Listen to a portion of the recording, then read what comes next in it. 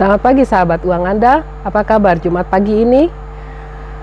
Saya berharap Anda semua dalam kondisi sehat. Berjumpa kembali bersama saya Rina Dewi Lina dalam program pendidikan finansial uang Anda. Program ini merupakan persembahan Siti PK dan Siti Foundation untuk keluarga Indonesia. Sahabat uang Anda, menjalankan usaha secara real ternyata tidak semudah seperti yang ada di berbagai buku wirausaha. Banyak hal yang harus disesuaikan dengan kondisi yang ada di lapangan. Berbagai cara dilakukan untuk pengembangan usaha dan menghindari resiko gagal. Meski semua entrepreneur sudah menyadari bahwa semua peluang bisnis memang memiliki resiko, namun seringkali ketakutan ini jauh lebih besar yang mengakibatkan Anda ragu dalam mengambil keputusan penting bagi usaha Anda. Untuk itu, penting bagi seorang entrepreneur memiliki strategi yang tepat dan mental yang kuat dalam menghadapi berbagai kendala usahanya. Dengan memiliki rasa optimisme dalam menaklukkan segala resiko tersebut, akan membuat Anda selangkah lebih siap dalam menghadapi persaingan usaha di pasar yang semakin kompetitif. Namun sebaliknya, akan menjadi entrepreneur yang gagal jika Anda tidak dapat melakukan antisipasi faktor resiko yang ada dalam usaha yang dijalankan. Nah, bagi Anda yang tidak ingin ketinggalan untuk mengetahui bagaimana mengelola resiko dalam berwirausaha ini, jangan beranjak dari pesawat televisi selama setengah jam ke depan di stasiun kesayangan kita semua, TVRI. Sahabat uang Anda, dampak yang akan dirasakan jika Anda hanya fokus pada pengembangan usaha dan kurang memperhatikan faktor resiko yang akan terjadi antara lain, perusahaan akan lamban berkembang dan pengelolaan sumber daya manusia yang tidak optimal. Omset perusahaan akan terus turun secara bertahap, disertai dengan biaya perusahaan yang meningkat. Akibatnya, Anda akan mengalami keuntungan yang semakin menurun, sampai pada akhirnya usaha yang dijalankan gulung tikar.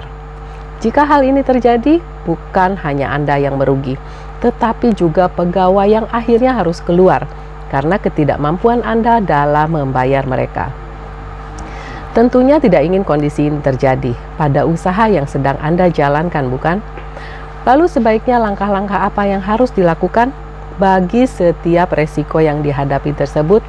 Jangan kemana-mana, sahabat uang Anda, kita akan memasuki segmen interaktif usai jeda berikut ini.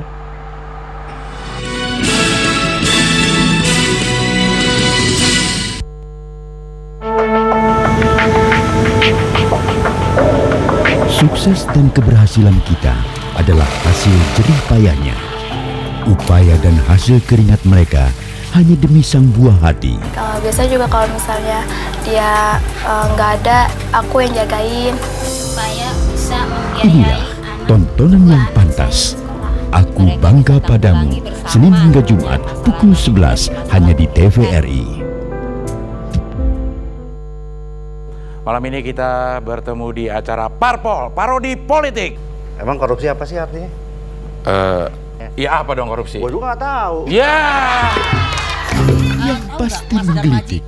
Parpol, parodi politik, segar dan penuh canda. Sensana, sentil sana, sentil sini.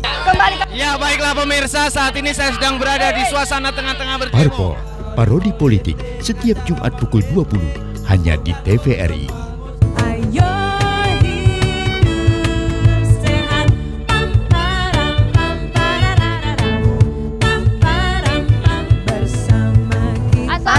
Yang butuh sehat, mari gabung di sini bersama Lula Kamal.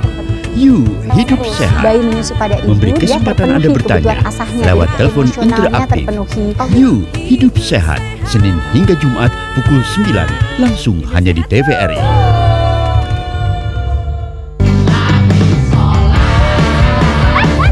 Kepikiran sinetron. Ya udah jelas dong, ya yang Enggak konsen, coba bolong. Macem-macem aja lu, main catur. Lu bingung hidup lu. Mikirin barang yang hilang. Pikiran melayang-layang.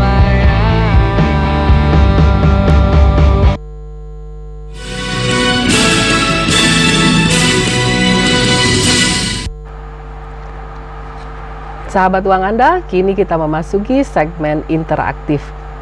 Silakan menelpon dengan menggunakan password. Uang Anda kendali di tangan Anda di nomor di bawah ini. Bagi Anda yang berhasil masuk ke line interaktif, dimohon mengecilkan volume suara televisi Anda serta tidak menyebutkan nama produk atau perusahaan. Dan langsung ke pertanyaan untuk memberikan kesempatan bagi penelpon lainnya. Jangan lupa passwordnya. Uang Anda kendali di tangan Anda. Sambil menunggu telepon Anda, saya ingin menginformasikan terdapat 2 resiko yang dihadapi para pelaku usaha. Yang pertama, resiko real atau nyata, merupakan sebuah resiko yang terlihat, bisa dihitung, bisa diantisipasi, dan dihindari. Beberapa contoh dalam jenis resiko ini antara lain hilangnya modal yang ditanamkan ke dalam perusahaan, dan hilangnya kesempatan memperoleh keuntungan saat ini maupun di masa yang akan datang. Yang kedua, jenis resiko psikologi, yaitu resiko yang tak terlihat, tak bisa dihitung, namun bisa diantisipasi, tetapi belum tentu bisa dihindari. Misalnya, hilangnya reputasi usaha, hilangnya kepercayaan pelanggan dan supplier, dan hilangnya motivasi untuk terus optimis dalam berwirausaha. Halo, selamat pagi. Halo, selamat pagi. Halo, selamat pagi, Bu. Selamat pagi, uang Anda. Selamat pagi, uang Anda, Bu. Ya, ini pas kebetulan saya lagi nonton TV. Ya, dari mana dan dengan siapa, Pak? Aduh, nggak jelas, Bu. Oh, dari mana dan dengan siapa? Mohon maaf karena terputus. Nah, saya akan kembali ke topik sebelumnya. Bagi sebagian pelaku usaha, kedua jenis resiko di atas dapat dihadapi karena memiliki cukup keberanian dan kematangan diri di tengah naik turunnya jalan usaha yang dijalankan. Namun bagi sebagian lainnya, resiko yang dihadapi akan terasa berat bagi dirinya. Akibatnya, mereka cenderung pasrah dan tidak melakukan langkah-langkah evaluasi agar usahanya dapat terus bertahan. Sehingga untuk mengetahui apakah usaha yang dilakukan sudah berada pada track yang benar, perlu dilakukan evaluasi. Dalam tahap intervalnya, bisa harian dan mingguan. Setelah tahap pengembangan, evaluasi bisa secara berkala dalam periode bulanan, namun tetap komprehensif. Dari evaluasi akan terlihat apakah jalannya usaha sudah berjalan dengan baik. Bila belum, titik lemahnya dan segera diperbaiki. Halo, selamat pagi uang Anda. Halo, selamat pagi. Selamat pagi. Ya, selamat pagi. Dari mana dan dengan siapa?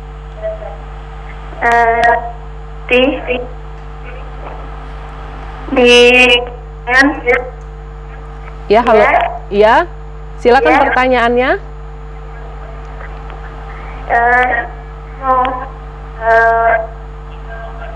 Ibu. Halo. Ya. Tadi temanya apa ya? Aduh, mohon maaf Ibu, suaranya ternyata tidak bisa saya dengar dengan baik, sehingga saya akan melanjutkan ke topik sebelumnya.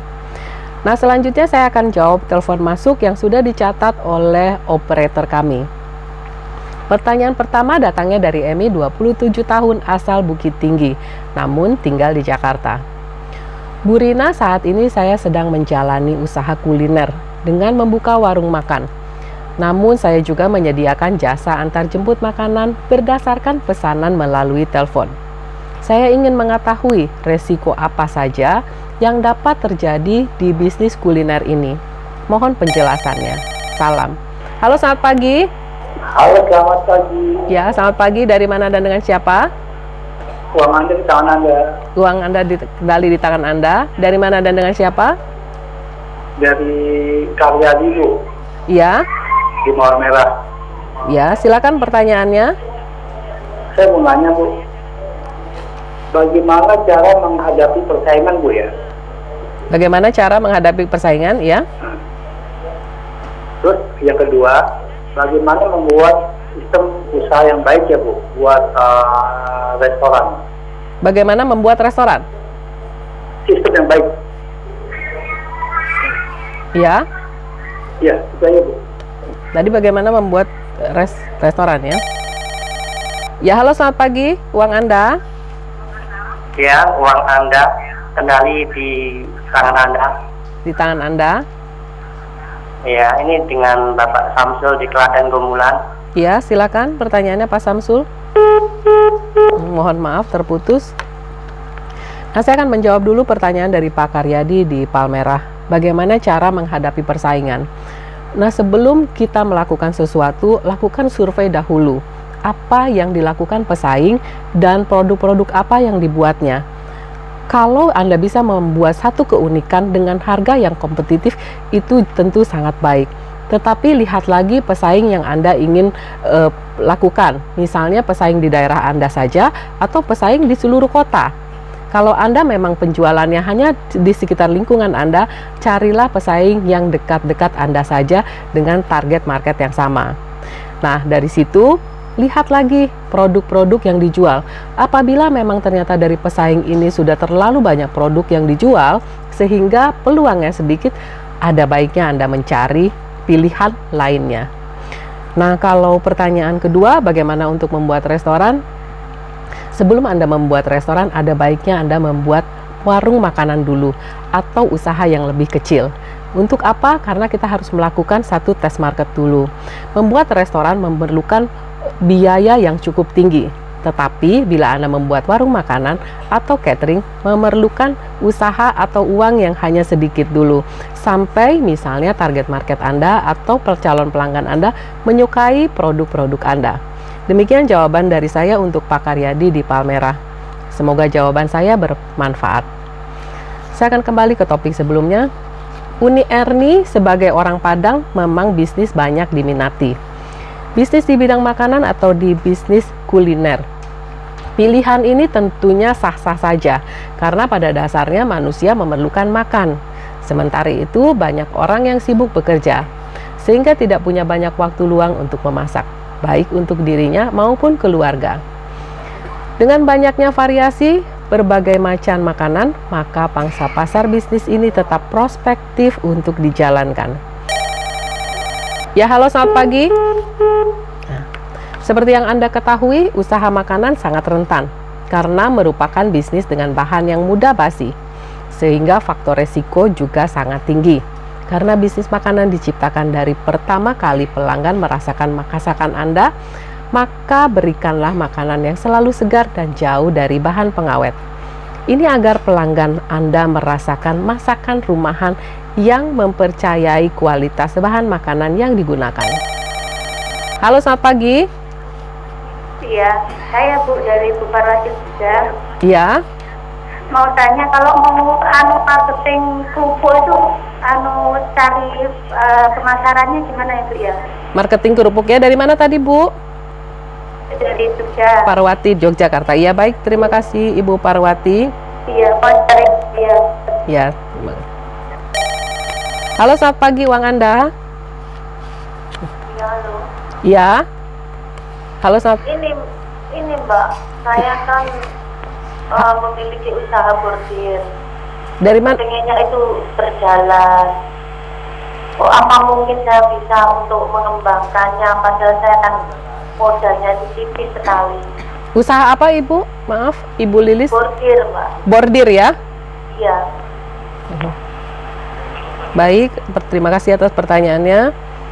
Saya akan menjawab dulu pertanyaan Ibu Parwati dari Jogja. Bagaimana melakukan marketing kerupuk? Yang Ibu harus lakukan sekarang adalah membuat tester untuk kerupuk Ibu. Kalau kerupuk ini memang sudah banyak dijual, tentunya tidak perlu memerlukan tester. Tetapi bila produk kerupuk Ibu berbeda dari yang lain, Ibu perlu memberikan satu tester. Dan datanglah ke tempat-tempat yang Ibu ingin titipkan atau ingin menjual. Misalnya warung atau restoran. Atau mungkin bahkan misalnya di supermarket. Nah, untuk itu Anda bisa memberikan dahulu si tester ini untuk dicoba oleh calon pelanggan. Apabila mereka menyukai, mereka akan membeli. Dan Ibu bisa melakukan penetrasi pasar apabila produk Ibu memang sudah disukai. Nah, demikian jawaban dari saya untuk Ibu Parwati. Saya akan menjawab untuk pertanyaan Ibu Lilis yang ingin memiliki usaha bordir dan bagaimana mengembangkannya. Tentunya usaha yang Ibu sekarang lakukan untuk Ibu Lilis, usaha bordir sangat tepat dan Anda harus mengambil peluang ini sebelum hari raya. Karena seperti kita tahu ketika hari raya banyak orang yang menggunakan pakaian muslim dengan bordir. Dan bagaimana mengembangkannya? Cobalah bekerja sama dengan konveksi-konveksi. Atau Anda bisa juga melakukan misalnya usaha untuk diri Anda sendiri atau mengambil pelanggan perorangan. Nah, semoga jawaban saya bermanfaat untuk Ibu Lilis. Halo, selamat pagi Wang Anda. Selamat pagi. Pagi, dari mana dan dengan siapa? Dengan Nita di Medan. Iya, silakan pertanyaannya. Gini Bu, saya kan baru berbisnis dengan kuliner yang namanya kue atau bolu lah kita bilangnya Bu. Bisnis apa? Jadi, maaf Ibu, bisnis apa? Kue Bu, kue bolu. Cuman saya kan ecerannya ke kedai-kedai yang kecil di sekitar rumah. Iya. Gitu. Jadi saya kondisinya kan masih baru. Itu gimana ya Bu caranya supaya bisa cepat meningkat dan kita pun mendapat hasilnya lebih maksimal gitu. Saya sudah punya karyawan saya satu dan yang mengedarkan ke gede-gede udah ada juga satu. Awalnya sih masih 6, ini saya baru berjalan kurang lebihnya 3 minggu dan sekarang kurang lebih gede yang udah dimasukin itu 25-an gede gitu Bu. Itu 25. Baik, terima kasih pertanyaannya untuk Ibu Yonita. Halo, selamat pagi uang Anda. Selamat pagi Ibu. Iya. Saya kendali di tangan Anda. Ya, dari mana dan dengan siapa? Dari Pak Utema dari Medan Bu. Dari Medan. Pak Ya. Utema dari Medan. Ya, silakan pertanyaannya Pak.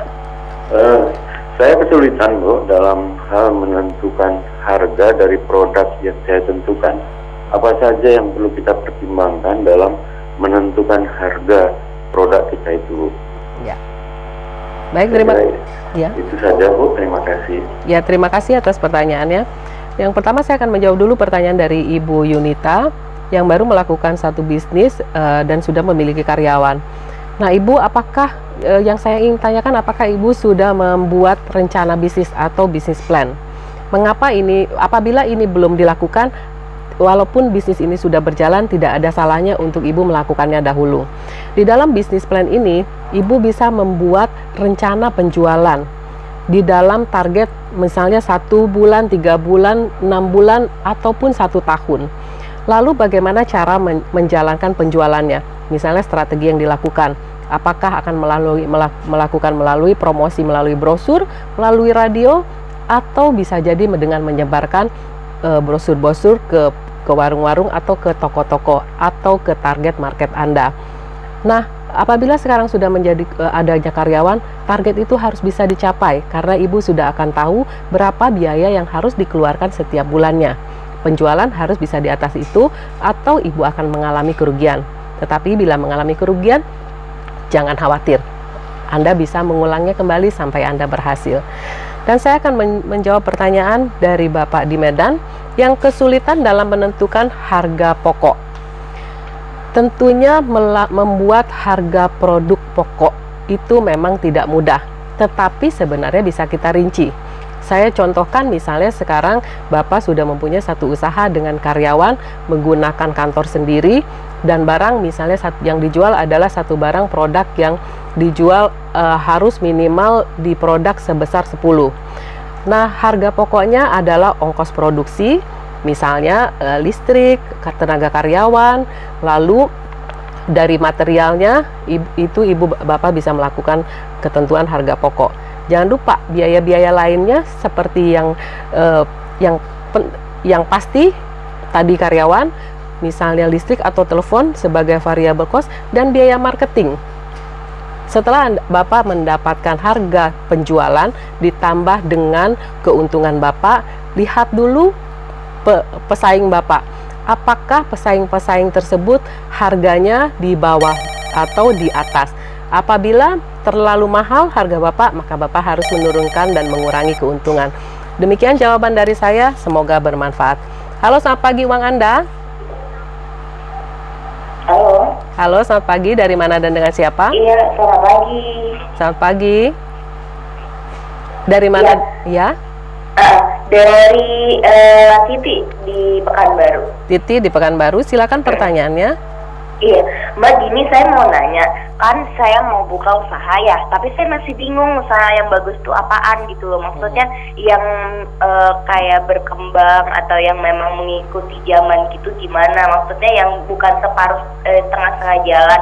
Nah, nanti jangan sampai setengah jalan terus nggak maju atau nggak sukses atau apa ya, nggak berjalan lagi gitu loh. Jadi bagusnya usaha yang bagus dibuat saya buka itu apaan ya, Mbak ya? Iya. Baik, terima kasih. Terima kasih atas pertanyaannya. Halo, selamat pagi Wang Anda. Uang Anda dikendali di tangan Anda. Ya. Dari mana dan dengan siapa? Dari Ibu Neneng di Cibinong. Ya, silakan pertanyaannya Ibu Neneng. Ini Bu, saya kan penjualan sembako, udah berjalan 7 tahun. Nah, sebelah itu ada pedagang baru lagi. Apakah supaya pedagang saya tidak merugi ya Bu ya? Apa saya tidak merugi? Apa yang harus saya lakukan Bu dengan saingan sebelah dengan harga lebih rendah? Ya. Ya, terima kasih. Selamat pagi. Selamat pagi. Terima kasih atas pertanyaannya. Yang pertama saya akan menjawab dulu kepada Ibu Siti di Pekanbaru. Ibu baru akan melakukan satu usaha dan sekarang masih bingung memilihnya usaha apa. Apakah Ibu mempunyai hobi atau mempunyai keahlian yang bisa dilakukan sekarang? Apabila Ibu mempunyai hal itu, asahlah dahulu dan bisa dilakukan usaha mulai dari hobi. Mengapa mulai dari hobi? Karena kita akan melakukannya dengan senang hati dan modal yang dibuat hanya sedikit. Biasanya hobi adalah misalnya kerajinan dari home industry atau hobi lainnya. Apabila juga Ibu misalnya memiliki ilmu untuk bisa dijadikan usaha, Ibu juga bisa melakukan usaha jasa. Selain itu, apabila yang usaha yang tidak pernah ada berhentinya adalah usaha makanan dan sembako. Ibu bisa mencoba mana usaha yang paling cocok. Sebelum melakukan usaha, cari lagi dulu ide yang paling cocok. Dan jangan gunakan uang seluruhnya untuk membuat usaha. Gunakan sebagian dahulu agar apabila terjadi sesuatu bisa bangkit kembali. Demikian jawaban dari saya untuk Ibu Siti. Nah, sekarang saya akan menjawab untuk Ibu Neneng di Cibinong. Ibu Neneng ini sudah mempunyai usaha sembako selama 7 tahun dan sekarang ada pesaingnya. Ibu Neneng jangan khawatir. Apabila Ibu sudah mempunyai toko sembako selama 7 tahun, tentunya Ibu mempunyai pelanggan yang sangat setia kepada Ibu. Tetapi jangan lupa, harga harus tetap diperhatikan karena sembako ini sangat sensitif terhadap harga. Atau Ibu bisa membuat usaha sembako dari jenis yang lebih murah sehingga pelanggan mempunyai pilihan yang banyak. Jangan lupa berikan diskon atau bonus kepada pelanggan lama Anda supaya dia akan tetap menjadi pelanggan yang setia kepada toko Anda. Demikian jawaban dari saya untuk Ibu Neneng di Cibinong. Nah pemirsa, untuk Anda yang belum berkesempatan menelpon ke studio, silakan menghubungi Uang Anda via email info@uanganda.or.id. Saya akan menjawab pertanyaan Anda di segmen email Anda sesaat lagi.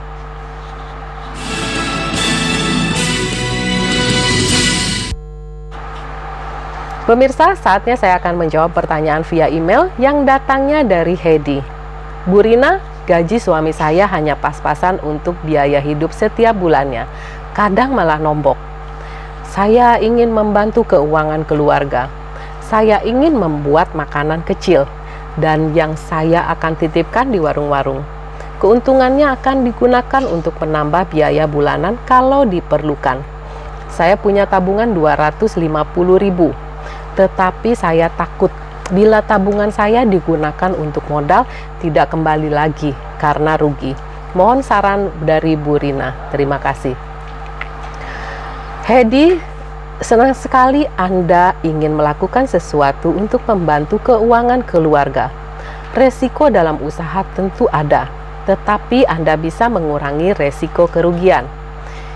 Pertama, kunjungi warung yang Anda tuju untuk menitipkan dagangan Anda dan tanyakan kira-kira makanan kecil jenis apa yang disukai penduduk sekitar dan berapa banyak yang diperlukan untuk memulai. Ini berguna untuk mengurangi resiko tidak terjualnya makanan Anda. Yang kedua, tanyakan harga jual yang terjangkau oleh masyarakat sekitar. Jangan sampai harga yang Anda jual terlalu mahal. Dengan mengetahui kemampuan calon pembeli, Anda bisa merencanakan makanan seperti apa yang akan dibuat. Yang ketiga, walaupun baru akan membuat usaha, buatlah catatan kecil. Berapa ongkos produksi dan rencana keuntungan yang akan diperoleh. Jangan dipikir bahwa menjual makanan sudah untung apabila Anda mendapatkan sisa dari makanan tersebut. Anggap saja dari seluruh produksi yang Anda buat, dengan 70% terjualnya, Anda sudah memperoleh keuntungan. Yang keempat, gunakan sebagian uang tabungan Anda sebesar 30% untuk memulai usaha. Jangan pakai seluruhnya.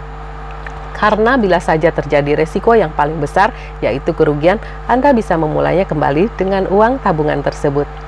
Nah, semoga jawaban yang saya sampaikan bermanfaat untuk memulai usaha dan mengurangi resiko kerugian. Sahabat uang Anda, seorang entrepreneur sukses harus bisa mengelola segala resiko menjadi sebuah peluang baru yang menguntungkan. Untuk itu berikut adalah hal-hal yang dapat dilakukan. Yang pertama, melakukan riset sebelum memulai usaha dengan mengidentifikasikan kendala-kendala yang mungkin muncul di tengah perjalanan usaha. Ini untuk mengurangi munculnya resiko yang tidak diinginkan. Tetapkan strategi untuk mengantisipasi kendala tersebut. Yang kedua, selain riset tentang kendala, gali juga informasi sebanyak mungkin mengenai kunci kesuksesan jenis usaha yang dipilih. Hal ini bisa membantu menentukan langkah-langkah bagi perkembangan usaha yang dilakukan. Yang ketiga, jika modal usaha yang dimiliki terbatas, jangan memaksakan diri untuk mengambil peluang usaha yang beresiko besar. Lakukan dari hal yang kecil terlebih dahulu, meski keuntungan yang diperolehnya juga hasilnya sebanding lurus. Akan tetapi, bila modal Anda besar, maka jangan ragu untuk melakukan langkah demi langkah pengembangan usaha Anda. Anda juga harus ingat, dalam menjalankan usaha juga berlaku teori dalam berinvestasi, yaitu high risk, high return. Keempat, ketahui berapa besar tingkat kebutuhan masyarakat akan produk Anda. Semakin besar tingkat kebutuhan konsumen akan sebuah produk, maka akan memperkecil resiko bisnis tersebut. Setidaknya resiko dalam memasarkan produk. Dan terakhir, kesuksesan bisnis ini dibangun dengan adanya keteguhan hati yang didukung kreativitas. Dengan keteguhan hati dalam mencapai kesuksesan serta kreativitas untuk mengembangkan usaha dengan ide-ide baru, maka segala resiko yang muncul bisa Anda atasi dengan baik. Pemirsa, demikianlah Uang Anda episode kali ini. Mudah-mudahan penjelasan saya dapat membantu Anda mengelola keuangan dengan lebih baik lagi. Bila Anda ingin mengajukan pertanyaan, kritik maupun saran, ataupun jawaban yang menurut Anda perlu penjelasan lebih lanjut, silakan kirim ke alamat email kami info@uanganda.or.id atau bergabung dengan like Facebook grup Uang Anda atau follow kami di Twitter di Uang Anda. Kami akan memberikan souvenir bagi penanya yang mengirimkan pertanyaan paling menarik. Saya Rina Dewi Lina, sampai jumpa lagi di hari dan jam yang sama hanya di TVRI. Uang Anda, kendali di tangan Anda.